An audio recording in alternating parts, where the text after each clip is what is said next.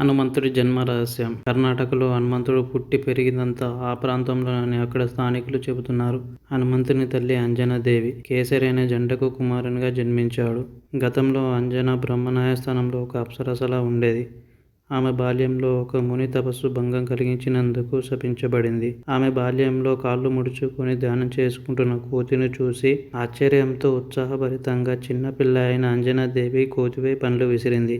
దీంతో తన జ్ఞానానికి భంగం కలిగించిందని కోతి రూపంలో ఉన్న ముని నిజ రూపంలోకి వచ్చి కోపంతో అంజనతో ఎవరైనా ప్రేమలో పడినా పెండ్లాడిన వారు కోతిగా మారుతారని శాపించాడు. అంజనాదేవి తాను చేసిన తప్పు తెలుసుకొని తనను క్షమించమని వేడుకొనగా అప్పుడు ఆ ముని శాంతించి కోతి రూపంలో ఉన్న ఆమెను ఎవరైతే ఇష్టపడతారో శివుని అవతారమైన శిశువుకు ఆమె జన్మ ఇచ్చినప్పుడు తన శాపం నుండి విముక్తి లభిస్తుందని వరమిచ్చాడు. తన శాప విముక్తి కోసం అంజనాదేవి భూమి మీదకు వచ్చింది. అడవిలో నివసిస్తుండగా ఒక రోజు ఒక వ్యక్తిని చూసి అతనితో ప్రేమలో పడింది. ఆ వ్యక్తి తన పేరు కేసరి అని, కోతులకు రారాజు అని తనకు తాను పరిచయం చేసుకున్నాడు. కోతి ముఖం కలిగి ఉన్న అతను చూసి ఆమె ఆశ్చర్యపోయింది. అతని శక్తులను చూసి ఆశ్చర్యపోయిన ఆమె తనను పెళ్లి చేసుకోవాలని కోరింది. ఆమె కోరినట్టుగానే కేసరి అంజనను అడవిలో వివాహం చేసుకున్నాడు. అనంతరం అంజనీదేవి శివుడికి పూజలు చేసి తపస్సు చేసింది. ఇందుకు సంతోషించిన శివుడు ఆమె కోరిన కోరికలను నెరవేరుస్తానన్నాడు. అప్పుడు ఆ తల్లి ముని శాపవిమోచనం కోసం శివుడిని తన కుమారునిగా జన్మించమని కోరింది.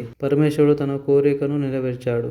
అలా హనుమంతుడు జన్మించాడు. హనుమంతుడు అరేబియా సముద్రం ఒడ్డున జన్మించారని రాఘవేశ్వర భారతి అన్నారు. రామాయణంలో సీతకు ఆంజనేయుడు ఇదే విషయాన్ని వివరించారని భారతి చెప్పారు. గోకర్ణను హనుమాన్ జన్మభూమి అని, కిష్కింధను తన కర్మభూమి అని కన్నడిలో చెబుతున్నారు. అలా హనుమంతుడు జన్మించాడని పురాణాలు చెబుతున్నాయి.